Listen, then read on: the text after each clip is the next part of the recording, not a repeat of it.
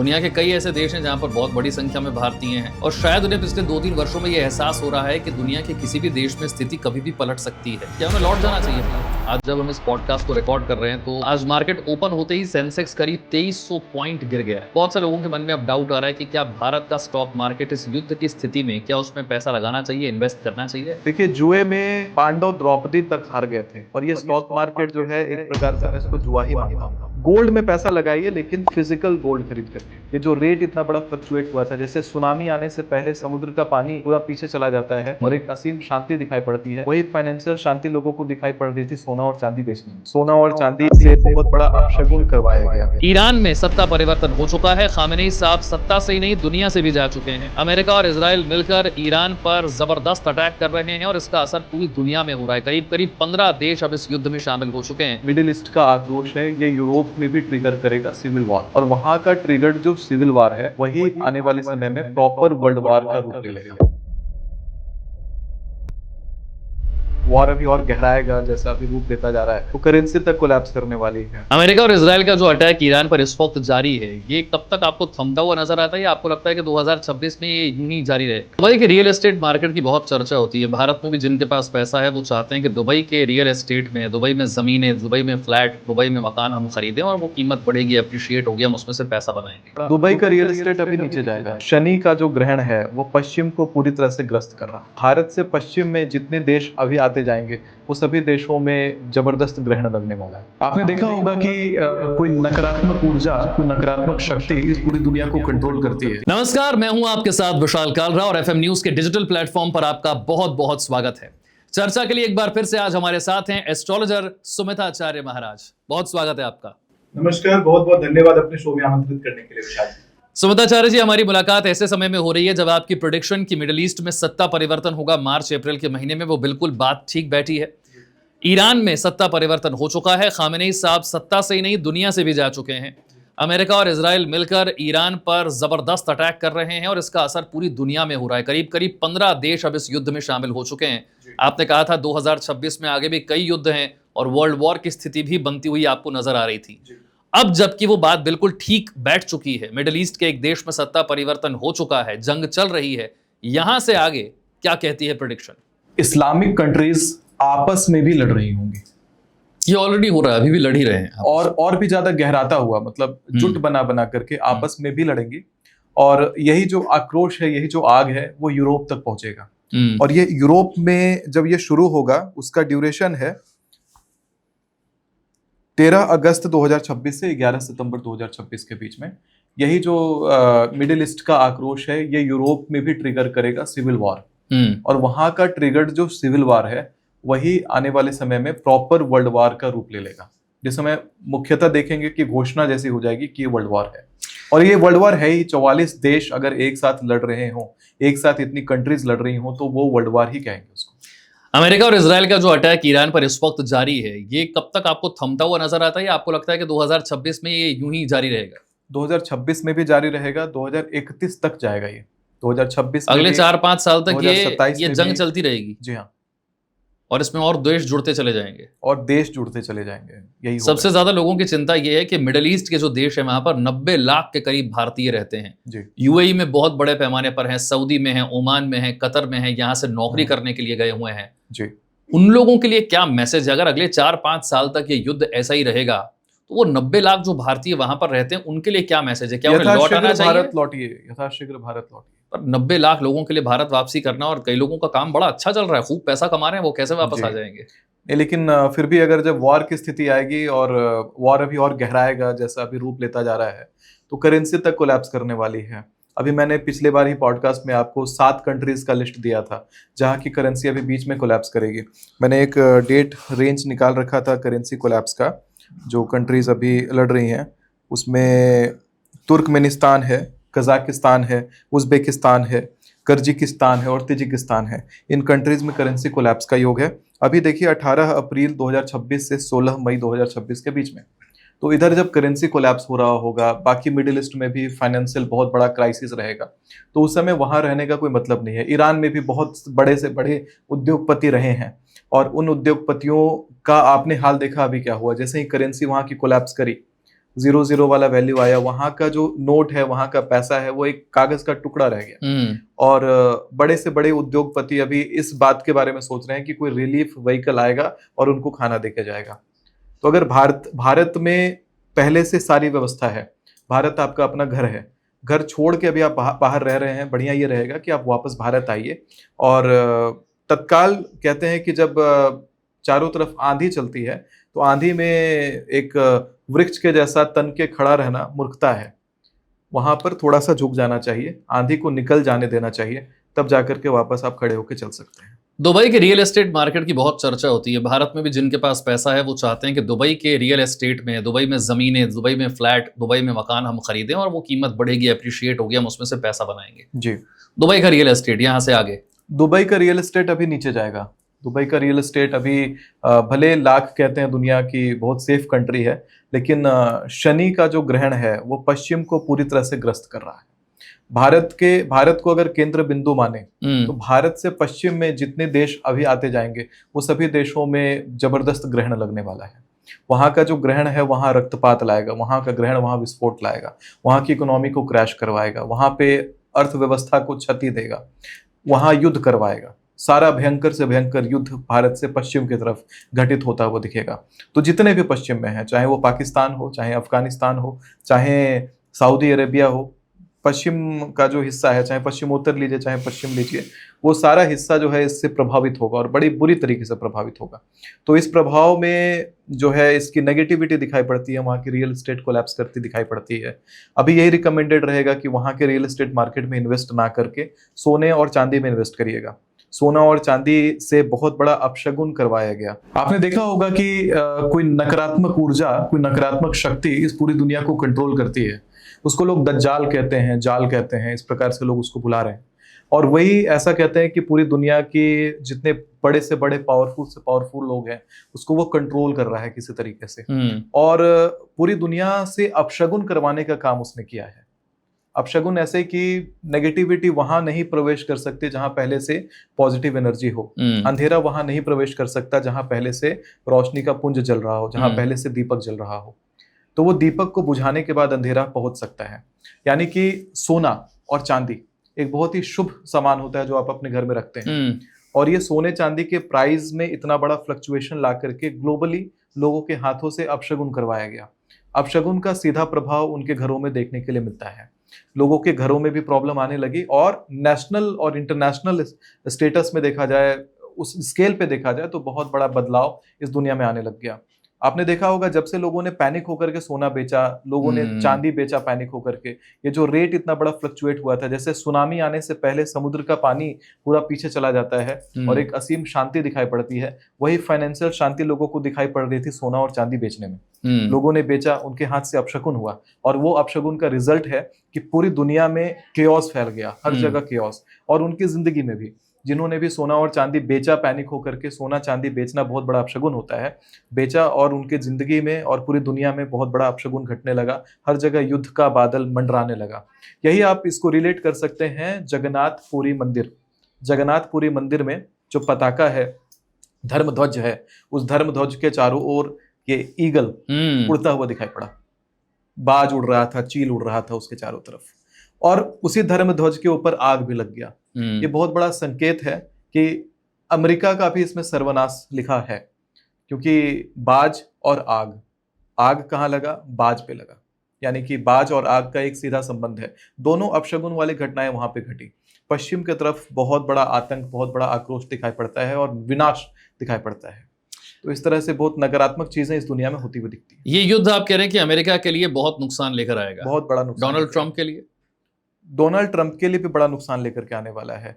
मैं कह रहा हूं कि राजनीतिक हत्या का बहुत बड़ा योग बनता है। ऐसे बड़े राजनेताओं का राजनीतिक हत्या इस साल होता हुआ बहुत ज्यादा दिखाई पड़ने वाला है। सिर्फ भारत के या दुनिया के? ये दुनिया के लिए भी है। भारत का तो एक खास ड्यूरेशन मैंने बोला 16 जून से 14 जुलाई के बीच में राजनीतिक हत्या बड़े स्केल पे होने का भारत में योग है। अभी हाल ही में अजीत पवार का जो प्लेन क्रैश हुआ, उनके परिवार के कई लोगों का ये कहना है कि इसमें साजिश है जी, ये जानबूझकर करवाया गया है जी। आपका क्या मानना है? देखिए, मूल रूप से इस पे अगर देखा जाए तो ये योग ही ऐसा था कि क्रैश होना था। वो क्रैश होने का योग था उस समय। और समझ के चलिए कि जिस प्रकार से किसी व्यक्ति के जीवन के फैसले में अचानक से ऐसा बदलाव आना कि वो गाड़ी से जा रहे थे, जाना था और वो विमान लेके चले जाते हैं, तो ऐसे क्विक डिसीजंस जो उन्होंने लिए, मतलब ये ठीक वैसा है जैसे सोने का हिरण पकड़ने के लिए राम जी चले गए और पूरी रामायण वहाँ के बाद रची गई। तो ठीक उसी प्रकार से है यहाँ पे भी कि जो अजित पवार जी ने प्लेन लिया और ये सारी चीज़ें घटित हुई, जो घटना था घटा। लेकिन हालांकि अब इस पे ज्योतिषीय मत के को लेकर के अभी इस पे टिप्पणी देना उचित नहीं है। कारण यह है कि जब किसी की मृत्यु हो जाती है तो मृत्यु उपरांत उसकी कुंडली नहीं देखनी चाहिए, और वही कारण है कि इसके कारण का पता लगाने के लिए बाकी एजेंसीज लगाएं, लेकिन उनकी कुंडली देख करके मैं कहीं से इसका पता नहीं लगाना चाहूंगा, क्योंकि ये ज्योतिषीय नियमों का उल्लंघन है। मिडिल ईस्ट में रह रहे भारतीयों को आपने सलाह दी कि वापस लौट आएं, लेकिन हाल तो भारतीयों का अमेरिका में भी कुछ खास अच्छा नहीं है, कनाडा में भी कुछ खास अच्छा नहीं है। दुनिया के कई ऐसे देश हैं जहां पर बहुत बड़ी संख्या में भारतीय हैं, और शायद उन्हें पिछले 2-3 वर्षों में यह एहसास हो रहा है कि दुनिया के किसी भी देश में स्थिति कभी भी पलट सकती है। हाँ। और क्या, देखिए, उन देशों में पैसा जरूर ज्यादा है, लेकिन सेफ्टी दुनिया को लग रहा है कि भारत में ज्यादा है। हाँ। क्या सलाह देंगे आप उन एनआरआईज को जो कि दुनिया के अलग अलग कोने में हैं, खूब पैसा कमा रहे हैं, अच्छा बिजनेस कर रहे हैं, अच्छी पढ़ाई कर रहे हैं, नाम भी खूब कमाया है, क्या उन्हें लौट जाना चाहिए भारत? भारत को अब अखंड भारत के रूप में मैं बनता हुआ देख रहा हूँ। आने वाले समय में कई सारी कंट्रीज आपस में जुड़ जाएंगी, भारत भी विस्तार की तरफ बढ़ेगा। तो भारत लौटिए और आपका जो ब्रेन डेवलपमेंट आपने वहां पर जाके करा है, देशाटन से जो आपको ज्ञान प्राप्त हुआ है, उसको आके भारत में लगाइए और भारत की अर्थव्यवस्था को, भारत की नींव को मजबूत करने में सहायता करिए। अपने गाँव में लौटिए, अपने जगह पर लौटिए और वहाँ पर डेवलपमेंट करिए। जो डेवलपमेंट आज आप विदेशों के जो डेवलपमेंट आज आपने विदेशों को दिया, एक कंपनी है बड़ी फेमस, उसका नाम है, साउथ इंडिया में वो कंपनी है, कैलिफोर्निया से उनके ओनर आ गए अपने गांव पे और उन्होंने वहाँ पे अपनी कंपनी को स्टैब्लिश कर लिया। मेल वाली कंपनी है, जोहो, हाँ, श्रीधर वेम्बू। हाँ, श्रीधर वेम्बू। हाँ, तो श्रीधर वेम्बू जी का आप उदाहरण देखिए कि जोहो कंपनी के संस्थापक जो हैं, कैलिफोर्निया से अपनी कंपनी को लेकर के और यहाँ भारत में अपने गांव पर उन्होंने अपनी कंपनी को स्टैब्लिश किया। इतनी बड़ी एमएनसी गांव से चल रही है। तो जब एमएनसीज गांव से चल सकती है तो भारत सेफ है और यहाँ पर शांति है और रहेगी भी शांति, क्योंकि ये जो युद्ध का माहौल चल रहा है, इससे भारत के पश्चिम परिधि में जितने भी देश आ रहे हैं वो सबके सब प्रभावित होंगे। चाहे वहां पर आपने आज तक कितनी भी शांति देखी होगी, वहां अशांति मचना तय है। लोग देखिए दुबई को सबसे ज्यादा सेफ कंट्री मानते थे, आज तक उपद्रव वाली घटनाएं वहां पे घटी नहीं, लेकिन आज देखिए कि वो भी वॉर की स्थिति में आ गया, वो भी युद्ध के साथ इन्वॉल्व हो गया। तो यही चीज जो है, जब भारत के पश्चिम में उथल पुथल मच रहा है तो भारत में शांति रहेगी, शाश्वत शांति रहेगी। भारत आइए, लौटिए और यहाँ को बसाने में हेल्प करिए, दोबारा घर लौटिए। लेकिन देखिए, दुनिया में जो कुछ हो रहा है उसका असर भारत पर पड़ता है। आज जब हम इस पॉडकास्ट को रिकॉर्ड कर रहे हैं तो आज मार्केट ओपन होते ही सेंसेक्स करीब 2300 पॉइंट गिर गया है जी। बहुत से लोगों के मन में अब डाउट आ रहा है कि क्या भारत का स्टॉक मार्केट इस युद्ध की स्थिति में, क्या उसमें पैसा लगाना चाहिए, इन्वेस्ट करना चाहिए? आप क्या कहेंगे? देखिए, जुए में पांडव द्रौपदी तक हार गए थे और ये स्टॉक मार्केट जो है एक प्रकार से मैं इसको जुआ ही मानता हूँ। 2026 जुए के हिसाब से बिल्कुल ठीक नहीं है। आपका अगर स्टॉक मार्केट वाली कंपनीज में बड़ा पैसा पड़ा हुआ है, फटाफट विड्रॉ करिए, क्योंकि वो पैसा फंसेगा, ये तय है, फंसने का योग है पैसे का, और आप उस लॉस से पूरी जिंदगी रिकवर नहीं कर पाएंगे। 2026 में अगर आपने स्टॉक मार्केट में पैसा लगाया है तो उसका जो लॉस होगा, उसका खामियाजा आप पूरी जिंदगी नहीं भर पाएंगे, आप समझ के चलिएगा, क्योंकि स्टॉक मार्केट के हिसाब से ये साल बिल्कुल ही इनस्टेबल है। केवल एक ही ड्यूरेशन है, 18 मार्च से 20 अप्रैल 2026 के बीच में थोड़ा बहुत, कहते हैं ना कि दिया बुझने से पहले थोड़ा मिलमिलाता है, तो वैसा ही मिलमिलाता हुआ दिया वहां दिखाई देता है। उसके उपरांत और ज्यादा लॉस ही लॉस है। मैं तो ये कहूंगा कि स्टॉक मार्केट में 2026 में कोई इन्वेस्टमेंट मत करिए, सारे पैसे विड्रॉ करिए। सोने में लगा दे पैसा, गोल्ड में पैसा लगाइए, लेकिन फिजिकल गोल्ड खरीद करके, वो डिजिटल वाले में नहीं। डिजिटल करेंसीज यानी पैसा दें, गोल्ड खरीद कर अपने घर रखें। हाँ, फिजिकल गोल्ड, फिजिकल सिल्वर खरीद के अपने घर पे रखिए। डिजिटल करेंसीज में इन्वेस्ट मत करिए, क्रिप्टो करेंसी में इन्वेस्ट मत करिए। 2026 में फाइनेंशियल क्राइसिस का बड़ा योग है। बैंकों से संबंधित जहां भी पैसे का स्टॉक रखा जा रहा है उससे संबंधित बहुत बड़ा केओस होगा। बहुत सारा घोटाला होने का योग है। बड़े बड़े नेता इस बार एक्सपोज होते हुए दिखाई पड़ेंगे और चोर चक्कों का भी मात्रा इस बार बहुत ज्यादा बढ़ जाएगा। मैं एक आपको ड्यूरेशन बताता हूं। 18 अप्रैल 2026 से 16 मई 2026 में घोटाला एक्सपोज होगा, बड़े नेता का घोटाला एक्सपोज होगा। 16 जून 2026 से 14 जुलाई 2026 के बीच में भी दूसरा घोटाला एक्सपोज होने वाला है। और एक जो सबसे बड़ी बात है कि 15 जुलाई 2026 से 12 अगस्त 2026 के बीच में एक ऐसी घटना घटेगी जिसमें भारत की अंतर्राष्ट्रीय बदनामी होगी और नेताओं की भी बहुत ज्यादा बदनामी होने वाली है। यानी कि कोई भारत के सबसे प्रसिद्ध नेता, पूरे भारतवर्ष के सबसे प्रसिद्ध नेता के ऊपर सवाल निशान उत्पन्न होने वाले हैं। उनके ऊपर बहुत सारे सवाल उठेंगे उनके डिसीजंस को लेकर के। अभी के समय पे कुछ बड़े डिसीजन लिए गए हैं और इंटरनल हैं वो चीजें, और वो इंटरनल डिसीजन का खामियाजा जो है वो एक्सपोज होगा 15 जुलाई 2026 से 12 अगस्त 2026 के बीच में, जिसमें हमारे देश के बड़े बड़े राजनेताओं की खिल्ली उड़ेगी अंतर्राष्ट्रीय स्तर पे और किसी प्रकार से नाम खराब होने जैसा योग है। कैसे अभी डोनाल्ड ट्रंप का नाम बहुत ज्यादा खराब हो गया, बाकी बहुत सारे नेताओं का नाम खराब हो गया, तो भारत में भी इसी प्रकार की स्थिति इसी एक खास ड्यूरेशन में, इस एक महीने का ड्यूरेशन बहुत ही क्रिटिकल है, जिसमें कोई बहुत बड़ा एक्सपोजर होने वाला है और बड़े राजनेता का एक्सपोजर होने वाला है, जिसमें नेता का पॉलिटिकल करियर बिल्कुल खत्म होगा। ठीक है, मैं कुछ ऐसी चीजों के बारे में प्रश्न करता हूं कि जो लोग बहुत जानना चाहते हैं और खासकर लोगों की रुचि सोशल मीडिया आने के बाद से और ज्यादा बढ़ गई, और वो है तंत्र विद्या। जी, क्या होती है तंत्र विद्या और क्या आपने कभी उसकी साधना की? देखिए, तंत्र बेसिकली एक प्रकार से टूल है। धर्म में, अध्यात्म में बहुत सारी ऐसी शक्तियां होती हैं जिनका आप प्रयोग कर सकते हैं अपने कामों को करवाने के लिए, और वही होता है तंत्र। पूरा रामायण का एक एक चौपाई तंत्र है। हर एक चौपाई से कोई ना कोई क्रिया की जा सकती है। पूरी दुर्गा सप्तशती में हर मंत्र, हर श्लोक तंत्र है।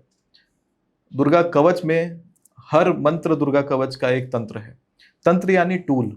जैसे कि आपने कप में कॉफी रखी है तो कॉफी जो है वो सामग्री है, लेकिन कप जो है वो पात्र जो है एक टूल है।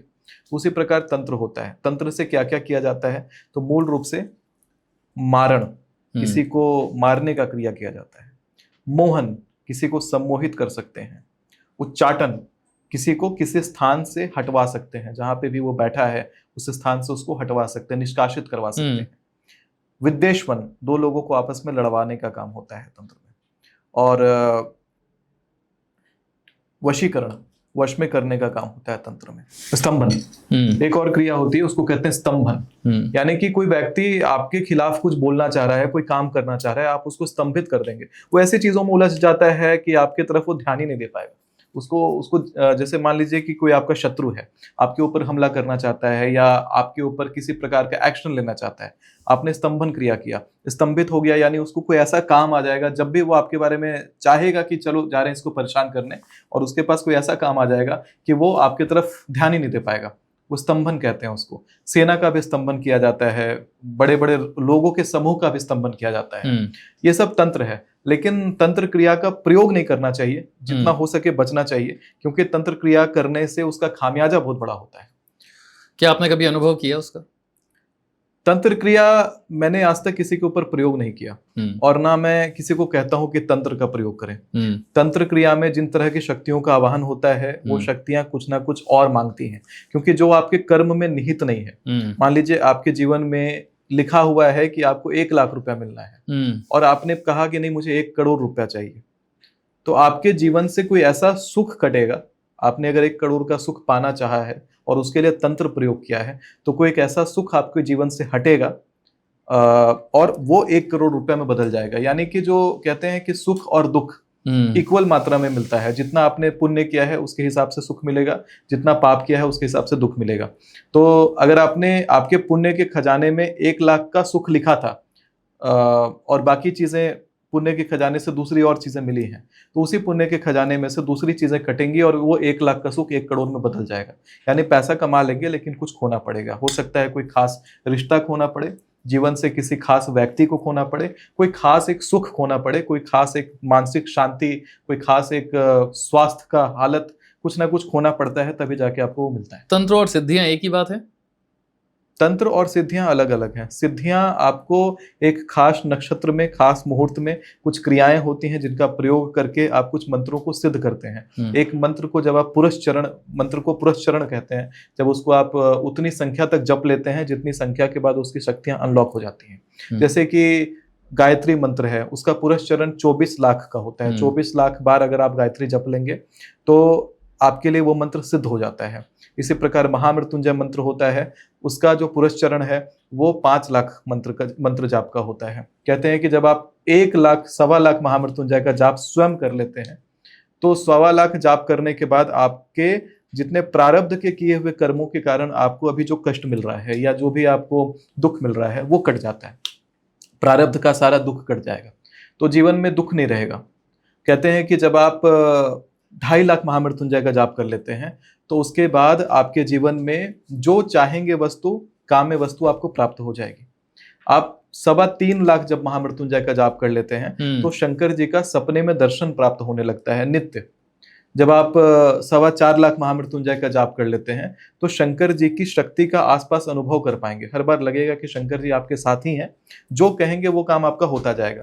5 लाख महामृत्युंजय जपने से शंकर जी साक्षात सामने खड़े होकर दर्शन देते हैं। 6 लाख महामृत्युंजय से फिर आपका मूलाधार चक्र एक्टिवेट हो जाएगा। मतलब कि आप चीजों को अपने मैनिफेस्टेशन पावर से मूव कर सकेंगे, हिला सकेंगे। भौतिक पृथ्वी पर जितनी भी चीजें स्थित होती हैं उन सभी चीजों को कंट्रोल कर सकेंगे, यानी आपके अगेंस्ट खड़ा होने का किसी में शक्ति नहीं रहेगा। इसी प्रकार 1-1 लाख और बढ़ा करके 10 लाख तक जाते हैं, जिसमें आप एक बार जल तत्व पे अपना, जैसे पृथ्वी तत्व पे काबू पाया, फिर आप जल तत्व पे पाएंगे, फिर आप अग्नि तत्व पे काबू पाएंगे, फिर वायु तत्व पे काबू पाएंगे, उसके बाद आप वाणी तत्व पे काबू पाएंगे और उसके बाद आपको मिलेगा शांति। जो शांति मिलेगा उसमें आप अपने शरीर में नहीं रहेंगे, आप अपने शरीर को छोड़ करके, और आपको दिव्य शरीर प्राप्त होगा। यानी यथाशीघ्र जैसे ही 10 लाख जाप कंप्लीट हो जाता है तो व्यक्ति को कहते हैं मोक्ष प्राप्त हो जाता है। यानी आप ये जो दुनिया का भवसागर का जो मैट्रिक्स है उससे आप अलग हो जाएंगे। खुद को आप देख पाएंगे कि पूर्व जन्म में क्या थे, उसके पहले क्या थे, सभी जन्मों का एक बार में आप जो एनालिसिस है वो एक साथ आप देख पाएंगे। वो होता है 10 लाख जाप में। और वैसे साधकों को शिवलोक सीधा प्राप्त होता है। वो शंकर जी के पार्षद उनको लेने आते हैं और शंकर जी के लोक को जाके प्राप्त करते हैं। शिव महापुराण के रुद्र संहिता के सृष्टि खंड में इसका वर्णन आता है। अच्छा, महामृत्युंजय जाप की महिमा। क्या सिद्धियों में भी कुछ खतरे हैं? सिद्धियों में खतरे हैं। सिद्धियों को सबसे पहले आपको अपने गुरु आदेश के हिसाब से आपको पारित करना चाहिए। खास मुहूर्त, खास समय होता है।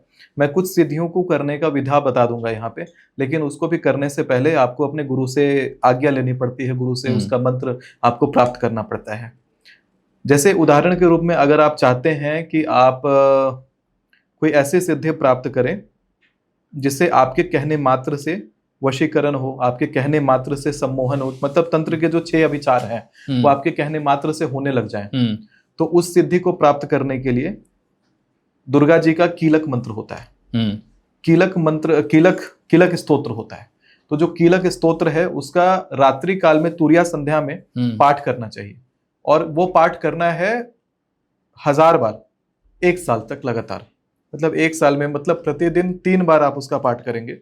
और करने के बाद ऐसा आप जो अष्टमी या चतुर्दशी तिथि होती है वहां से उसको शुरू करेंगे, और रात में तुरिया काल यानी कि 12 बजे रात को एग्जैक्टली आप बैठिए और बैठ करके वो पाठ को कंप्लीट करिए। मतलब स्नान आदि करके और ब्रह्मचर्य का पालन करते हुए पाठ करिए, और 3 पाठ प्रतिदिन करिए। 1 साल में बिल्कुल अलग ही व्यक्ति आप बन करके उभर जाएंगे। तो बहुत ही जबरदस्त शक्ति होती है इसमें, जिससे आप जो भी जीवन में चाहेंगे या कुछ करना चाहेंगे वो निश्चित प्राप्त होगा। लेकिन जब आप इस तरह की साधना करना शुरू करते हैं और गुरु का आदेश अगर नहीं है आपको, या है भी, तो आपको बहुत सारी ऐसी चीजें दिखाई पड़ती हैं आसपास जो आपने कभी महसूस नहीं करा होगा। जैसे जब देवी की शक्ति जब आपको प्राप्त होने वाली होती है या देवी की कृपा जब होने लगती है, तो आपको कई बार ऐसा दिखेगा कि कोने में सामने एक व्यक्ति चल के आया और बिल्कुल भयानक वो दिख रहा है, उसकी आंखें बड़ी हैं और कोने में बस वो सामने बैठा हुआ है और आपको केवल लगातार देख रहा है। क्योंकि माँ भगवती का एक वाहन है, कहते हैं प्रेत संस्था तो चामुंडा वार ही में शासना। माँ भगवती प्रेत के वाहन पे बैठती हैं, यानी कि शव जो होता है शव के ऊपर भी भगवती बैठती हैं, तो प्रेत भी उनका एक वाहन है। तो प्रेत भी भगवती का गण बन करके आपको आता है देखने के लिए सामने। तो प्रेत देखने के बाद क्या आपकी शक्ति उतनी है या सामर्थ्य उतना है कि प्रेत सामने बैठा है और भयानक स्वरूप लेकर के बैठा हुआ है और आप फिर भी अपनी साधना को कंटिन्यू कर रहे हैं? प्रेत आपके साधना को खंडित करने का पूरा प्रयास करता है। प्रेत प्रयास करेगा कि आपके घर के लोगों को परेशान करे, दुर्बुद्धि देने लग जाएगा, घर में इरिटेशन का माहौल बनाने लग जाएगा। हो सकता है कि कार्य क्षेत्र में आपके जाकर के आपके जो बॉसेस हैं उनको उनके दिमाग में आपके खिलाफ नकारात्मकता भर दे। बहुत सारी चीजें, मतलब इतना आसान नहीं होता है सिद्धि प्राप्त करना। सिद्धि प्राप्त करने में ये सारे चैलेंजेस आने लग जाते हैं। जैसे कि हो सकता है लोगों की नौकरी उसमें बीच में चली जाए, हो सकता है जीवन में हर तरफ से संघर्ष शुरू हो जाए, व्यक्ति कई लोग पागल तक होने लग जाते हैं, बहुत व्याकुल हो जाते हैं, अजीब अजीब हरकतें करने लग जाते हैं।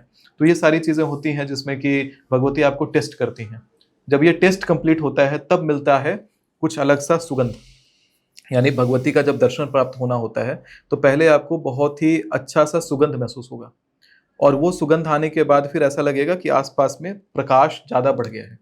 जो प्रकाश है वो ऐसा लगेगा कि जो थोड़ा दिव्य, उसका रंग नहीं बयां कर सकते आप, रंग के बारे में बोल नहीं सकते कि किस तरह का वो रंग होता है। वो देवलोक का रंग होता है वो प्रकाश का। तो प्रकाशवान हर चीज़ ज़्यादा लगने लगेगा। फिर धीरे धीरे करके माँ भगवती आपको दर्शन देती हैं। और ये आवश्यक नहीं कि भगवती का जिस प्रकार से प्रतिमा में, फोटो में आपने उनको देखा था उसी रूप में दर्शन दे। वो किसी भी तरीके से आपको छोटी बच्ची का रूप में दर्शन दे सकती हैं, या फिर बिल्कुल दिव्य वस्त्र पहने हुए। उनके जो वस्त्रों का रंग होता है हम लोग केवल लाल जान रहे हैं और नारंगी जान रहे हैं, सफेद जान रहे हैं, पर उससे भी अलग रंग होता है जो भगवती पहनती हैं, धारण करती हैं। तो उस तरह के रंग को धारण करके भगवती आपके समक्ष आती हैं। उनका जो शरीर होता है वो अग्नि का होता है, यानी उनमें बहुत ज्यादा चमक होती है। उस चमक को भगवती अपने अंश रूप को भेजती हैं आपके पास देखने के लिए। अगर साक्षात रूप को लेकर के आएंगे तो आप समझ के चलिए कि जो सूर्य देव हैं, सूर्य जो है भगवान नारायण के दाहिने आंख हैं, और उनका केवल आंख अगर इतना चमकदार है तो नारायण हो या चाहे देवता हो वो कितना ज्यादा चमकदार होंगे। यानी कि करोड़ सूरज एक साथ चमक रहे हों तो उतने सूरज के समान उनका आभा होता है भगवान का, और उतना प्रकाश होता है उनमें। लेकिन उनके अंश स्वरूप को लेकर के भगवान दर्शन देते हैं, और आपको अपने स्वरूप का जब वो दर्शन प्रदान करते हैं तो उस समय लोगों की जो जीभ होती है वो एक प्रकार से किलित हो जाती है, यानी कि स्तंभित हो जाती है। और स्तंभित जीभ होने के कारण और उनका मन का भाव भंगिमा स्तंभित होने के कारण आप, हो सकता है कि अपनी जो मन की इच्छा है उनको व्यक्त ना कर पाए, बोल ना पाए आप उनको अपनी बात, बस उनको देखते रह जाते हैं और फिर वो दर्शन से फिर अदृश्य हो जाते हैं। तो इस प्रकार से देव दर्शन आदि अनुभूतियां प्राप्त होती हैं सिद्धि करने से, साधना करने से। लेकिन साधना के अलावा अगर देखा जाए तंत्र के ऊपर, तो तंत्र में थोड़ी अलग प्रकार की अनुभूतियां लोगों को प्राप्त होती हैं जो ज्यादा डरावनी होती हैं, ज्यादा नकारात्मक होती हैं। लोगों को ये तो पता है कि माँ बगलामुखी का पूजा करने से या उनकी साधना करने से शक्ति प्राप्त होती है, लेकिन लोगों को ये नहीं पता कि जाप करना चाहिए कि नहीं करना चाहिए। खास करके महिलाओं को तो माँ बगलामुखी का मंत्र का जाप नहीं करना चाहिए, क्योंकि एक ऐसा समय आता है जब वो पीरियड्स में होती हैं, माहवारी का समय होता है, शुद्ध होती हैं, तो उस काल में नकारात्मक शक्तियों के पास गेटवे हो जाता है, गेटवे बन जाता है कि उनको और भी तरीके से उनकी साधना को विक्षिप्त कर दें, उनके मस्तिष्क को विक्षिप्त कर दें। तो कई बार स्त्रियां उसमें पागल हो जाती हैं, उनकी मैरिड लाइफ खराब हो जाती है, उनके जीवन में एक प्रकार से कष्ट आना शुरू हो जाता है, हर तरफ से नकारात्मकता भरने लग जाती है। लोग यही कहेंगे इसमें कमेंट में, अक्सर ये हो सकता है आएगा कि भगवान को तो हम अपने पूरे भाव से अपना माता पिता के समान देख रहे हैं और माता पिता कभी बच्चों के साथ गलत नहीं करेंगे। भगवान तत्वों को थोड़ा सा अलग तरीके से आपको समझ के देखना चाहिए जब भी आप साधना करते हैं, जाप करते हैं। देखिए, सूरज भी भगवान है, और सूरज की रोशनी अगर आप ठंड में उनकी रोशनी में अगर आप बैठते हैं तो शांति तो प्राप्त होती है, लेकिन गर्मी की दोपहर में जब आप सूरज की रोशनी में बैठेंगे तो वही सूरज आपका प्राण ले लेगा। यानी जिन भगवान ने ये पूरी पृथ्वी बनाई है, जिन्होंने जन्म बनाया है, उन्होंने ही मृत्यु भी बनाया है। मृत्यु को नकारात्मक आप देखते हैं, भगवान उसको नकारात्मक नहीं देखते। भगवान के लिए सभी जन्मों का ये चक्र है जो वो चला रहे हैं, सृष्टि का एक चक्र भगवान चला रहे हैं। उसमें मृत्यु भी है, उसमें जन्म भी है, बार बार जन्म है और बार बार मृत्यु है। तो भगवान के लिए वो बड़ी साधारण बात है। तो आप ये सोचते हैं कि भगवान आपको मृत्यु नहीं प्रदान करेंगे, ये आप गलत सोचते हैं। आप अपने कभी भी तंत्र के प्रयोग, तंत्र के जो मंत्र होते हैं उनका अगर आप जाप कर रहे हैं, उनके अनुष्ठान कर रहे हैं, तो हमेशा ये सोच के चलें कि अगर आपसे गलती होती है, त्रुटि होती है, तो बहुत जबरदस्त परेशान हो जाएंगे। ये भाव में मत रहिएगा कि आपने जाप करा है और मन का भाव अच्छा है, शांत है मन, और इसलिए आप जो है ये जाप कर सकते हैं, पाठ कर सकते हैं। तो हमेशा गुरु का ही सलाह लेकर के करेंगे तो ठीक रहता है। साल 2026 के लिए, आने वाले दिनों के लिए 5 बड़े प्रेडिक्शन क्या होंगे आपके? 16 जून 2026 से 14 जुलाई 2026 के बीच में विमान हादसा होगा, और उस विमान हादसा में एक नेता बैठे होंगे भारत के अंदर, और उनका देहात्याग होगा। साथ में भारत के अंदर बहुत बड़े लेवल का असैसिनेशन का उसी समय योग है। जो तीसरा प्रेडिक्शन का बात किया जाए तो वो एक और फ्लाइट क्रैश है।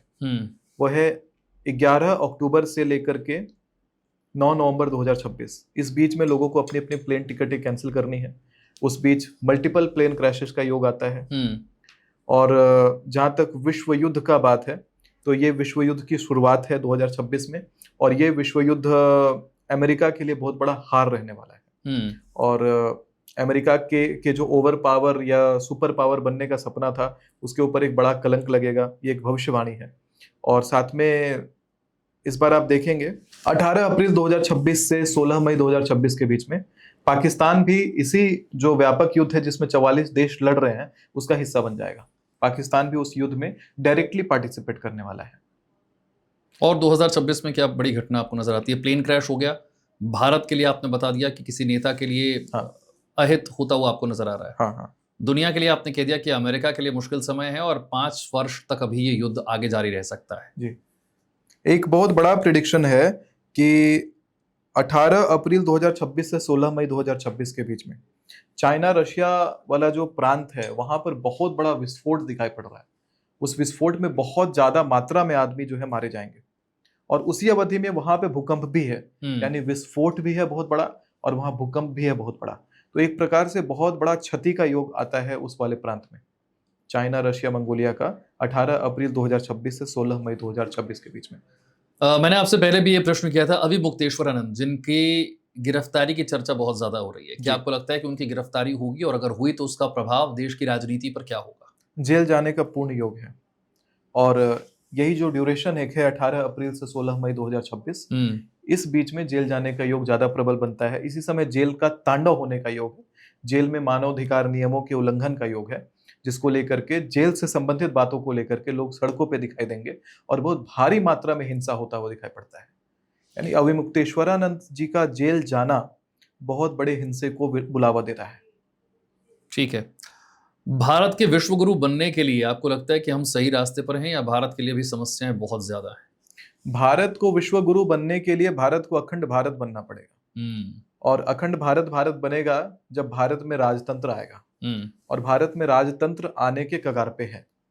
5 सत्र और चुनाव नॉर्मल तरीके से चलेगा, फिर भारत में पूर्ण रूप से राजतंत्र चलेगा। 25 वर्ष के अंदर, उसके बाद 25 वर्ष के अंदर ही भारत में राजतंत्र का शुरुआत स्टार्ट हो जाएगा। स्टार्ट समझिए कि अब भारत में राजतंत्र जैसे ही नियमों का डिमांड है, और भारत जैसे ही अखंड भारत बनेगा, फिर आप देखिएगा कि कई सारे देश भारत में एक साथ मिल जाएंगे। पाकिस्तान मिल जाएगा, अफगानिस्तान वापस मिल जाएगा, पीओके का सपना देख रहे थे वो भी लौट आएगा, बांग्लादेश भी भारत में जुड़ जाएगा। भारत के अभी टुकड़े जितने हो रहे हैं उतने टुकड़े नहीं होंगे, भारत मिल जाएगा। लेकिन इस 25 वर्षों में भारत का टुकड़ा होता हुआ भी देखेंगे। ये बहुत ही दुखद बात है कि ऐसा भी कुछ दिखाई पड़ रहा है कि आने वाले इसी 25 वर्ष के टेन्योर में भारत से और भी जमीनें जाएंगी, और वो सब बहुत बड़ा कारण रहेगा कि बड़ा आक्रोश, बड़ा विध्वंस मचेगा, जिसके बाद राजतंत्र की ही डिमांड रखी जाएगी और राजतंत्र आएगा। मैं आखिरी प्रश्न आपसे ये कर रहा हूं कि हमें बहुत सारे लोग जो देख रहे हैं उनके मन में बहुत सारे डर बैठ जाते हैं आपकी भविष्यवाणियां सुनकर के। कोई एक ऐसा उपाय है जो सब राशियों पर बराबर लागू होता हो और सबका मंगल करने वाला हो? देखिए, एक उपाय है बड़ा अच्छा, जिसमें आप सुबह जब भी उठते हैं तो उठ करके भूमि को स्पर्श जरूर करिए, और भूमि को स्पर्श करके जैसे आप क्रीम लगाते हैं अपने चेहरे पे, वैसे ही जो भी धूल लगा हो हाथ में उसको अच्छे से पूरे चेहरे पे लगाइए, और मंत्र बोलिए, समुद्र वसने देवी पर्वत स्तन मंडले विष्णु पत्नी नमस्तुभ्यम पाद स्पर्शम क्षमस्व में। और कई बार होता है कि आप कई सारे तरह तरह के लोगों से इंटरेक्ट करते हैं, नेगेटिव लोगों से भी इंटरेक्ट करते हैं, उनकी नेगेटिविटी आपके ऊपर असर ना करे, तो उसके लिए ये वाला याद कर लीजिएगा। एक सीगमेंट है दुर्गा कवच से, अभिचारिणी सर्वाणी मंत्र यंत्राणि भूतले भूचरा खेचरा चैव जलजा सचोपदेशिका सहजा कुलजा माला डाकनी शाकनी तथा अंतरिक्ष चरा घोरा डाकनी च महाबला ग्रह भूत पिशाचश्च यक्ष गंधर्व राक्षसा ब्रह्म राक्षस वेताला कुष्मांडा भैरवादेहा नश्यंती दर्शना तस्य कवचे हृदय संस्थिते।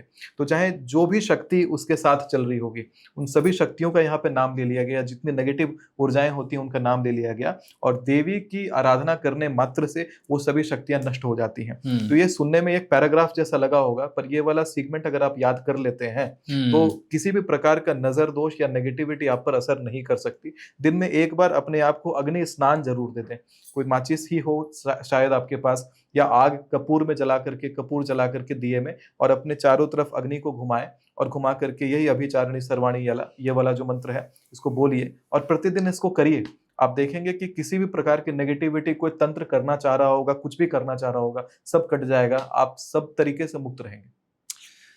बहुत बहुत शुक्रिया सुमिताचार्य जी, हमारे साथ एक बार फिर से इस पॉडकास्ट के लिए, इस बातचीत के लिए। दुनिया में बहुत कुछ नेगेटिव हो रहा है, लेकिन हमारी कोशिश रहती है कि लोगों को सावधान भी करें और कुछ ऐसे उपाय उन तक जरूर पहुंचाएं जिससे उनके जीवन में मंगल होता रहे, आसपास जो कुछ भी नेगेटिव हो रहा है उसका असर उन पर कम से कम हो। बहुत बहुत शुक्रिया इस बातचीत। बहुत बहुत धन्यवाद, नमस्कार अपने शो में आमंत्रित करने के लिए।